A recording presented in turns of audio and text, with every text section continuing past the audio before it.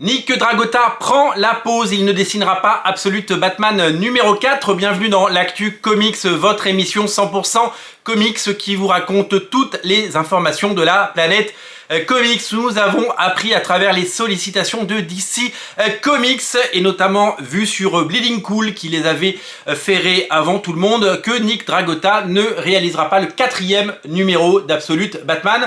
Il va être remplacé par un dessinateur assez talentueux en la personne de Gabriel Walta. Gabriel Walta, c'est un dessinateur que vous connaissez. Il a notamment dessiné Phantom Road qui vient de sortir chez Panini sur un scénario de Jeff Lemire. Il a fait le même avec le même scénariste, il a fait Sentient qui est sorti chez Panini. C'était un comics au TKO. Et il a fait quelque chose qui vient de ressortir chez Panini également. C'est Vision, la vision de Tom King. Un récit que vous avez certainement découvert soit en deluxe, soit dans cette collection Must Have. Donc vous êtes familier de ce dessinateur dont le style graphique, il est vrai, se rapproche de celui de Nick Dragotta, ce qui nous fera au moins une cohérence graphique dans ce récit. Ce 4e numéro devrait nous éclairer sur les origines de Absolute Batman, donc de ce Absolute Bruce Wayne, des origines qui devraient être donc très différentes, même si on a vu évidemment bien des morceaux, des brides de son passé dans le premier numéro, ce qui l'a évidemment poussé à choisir la chauve-souris comme animal totem et pourquoi il est devenu ce qu'il est et ce qui lui est arrivé. Nous avons les prémices, mais nous allons en savoir plus. Comment est-il devenu Batman? Comment est-ce qu'il s'est entraîné? Où est-ce qu'il a fait son parcours de vie? Où est-ce qu'il a appris à devenir détective et combattant? Où est-ce qu'il s'est musclé comme une brutasse avec ses gros pectoraux et ses bras d'acier? Eh bien, vous le découvrirez certainement dans cet épisode 4, qui ne sera donc pas dessiné par Nick Dragotta, malheureusement, mais par Gabriel Walta. Alors, c'est toujours très compliqué pour nous les lecteurs, et surtout nous les lecteurs français, de voir qu'un dessinateur au bout de 3 numéros est remplacé. C'est souvent la norme, vous le savez. C'est très difficile de sortir des épisodes à tire-larigot, mais ce qui est assez incompréhensible, c'est le fait que DC Comics n'ait pas prévu le coup en amont. Cette série Absolute Batman a été annoncée il y a des mois, donc un dessinateur comme Nick Dragotta, s'il n'est pas capable de dessiner 12 numéros par an et 22 pages par mois, ce qui est tout à fait possible. Il est talentueux, il est doué, on ne lui demande pas de produire pour produire, on lui demande juste plus de temps pour pouvoir réaliser des épisodes. Parce que ce qu'on aime, nous, ce sont les récits qui ont les mêmes artistes des débuts à la fin. Et je cite toujours en exemple le Batman Silence de Jim Lee et Jeff Loeb. C'est 12 numéros par les mêmes artistes, ça c'est quelque chose de précieux. Et des récits comme les Ultimates de Brian Hitch et Mark Millar, c'est 26 épisodes par la même équipe. Marvel à l'époque a laissé le temps à ces artistes de faire en sorte que ce soit les mêmes qui débutent et qui finissent et qui n'est pas en plein milieu des dessinateurs fill-in qui agacent. Alors aux États-Unis, vous le savez, on est dans une production, on est dans une industrie. Il faut que les bouquins sortent. Le but, c'est que les bouquins sortent. Ils ne peuvent pas se permettre d'attendre indéfiniment que les dessinateurs aient fini. Et ils ne peuvent pas non plus avancer de produire trop en amont parce que quand on paye un dessinateur, il faut le mettre sur le marché très vite pour que se faire rembourser, pour pouvoir payer, etc.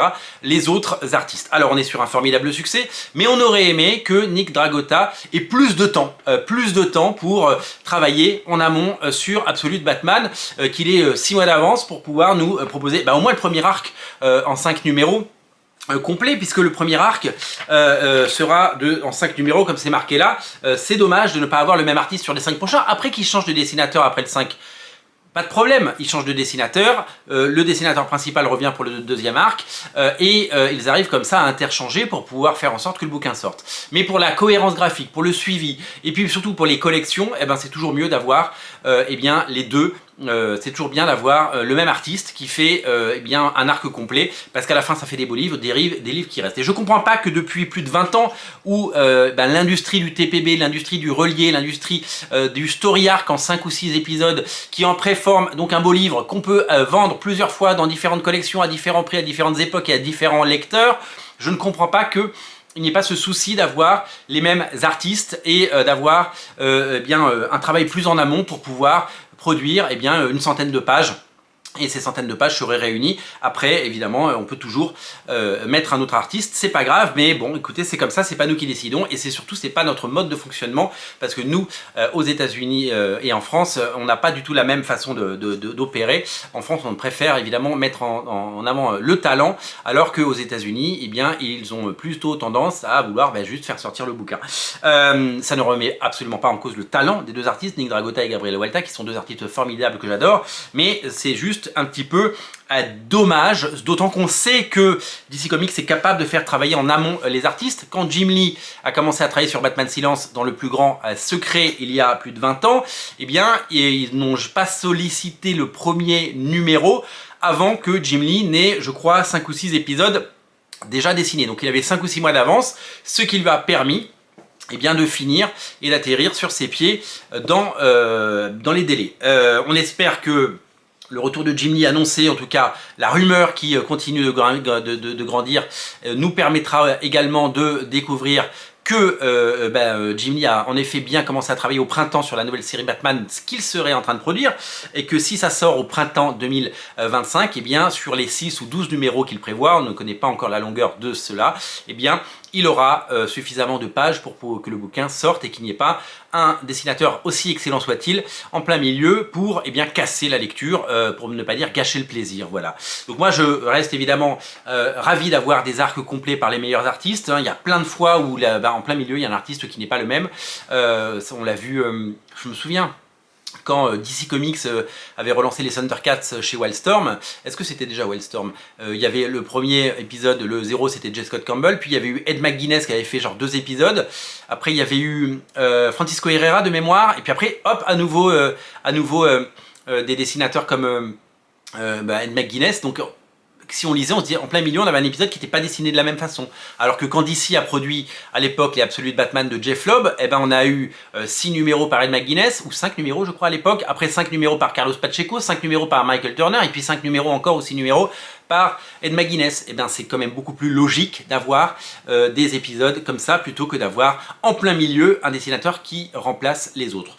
Et ça n'empêche pas que cette série est un formidable succès, vous le savez. Un 3e tirage est en cours. Le premier est totalement épuisé. Si vous avez la chance d'avoir un exemplaire, gardez-le précieusement.